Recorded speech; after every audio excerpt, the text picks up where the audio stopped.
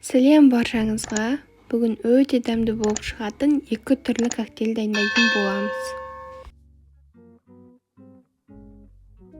Ал енді бірінші коктейлімізді дайындаймыз. Ол үшін бізге шалпыс керек. Шалпысты ыдысымызға салып, кейін оның үстіне шабдалыны саламыз. Шабдалы салқын, яғни мұздай болуы керек. Сол себепті морозилке жарты немесе 1 сағатқа қойып, содан кейін саламыз. Оның үстіне сүт қосып, 2 ас қасық қант ұнтағын салып, жақсылап блендермен езіп аламыз.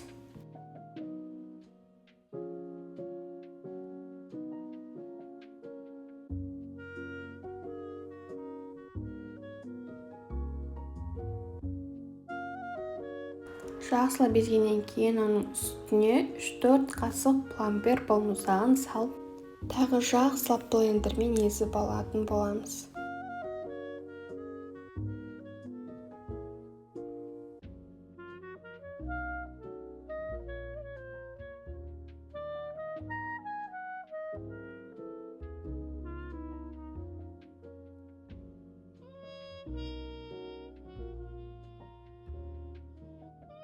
Міне осымен біздің шабдалы коктейліміз дайын болды.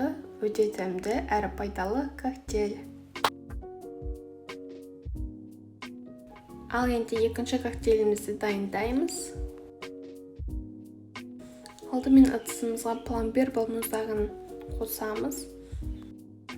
Оның үстіне мұздай салқын банандарымызды қосамыз.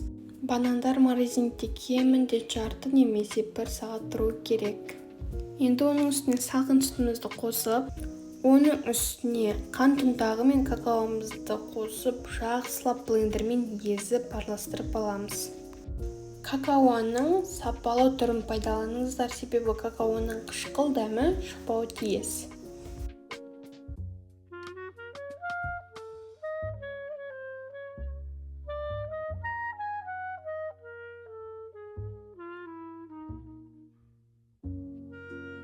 Міне біздің шоколадты коктейліміз дайын болды. Өте дәмді әрі оңай жасалатын коктейль.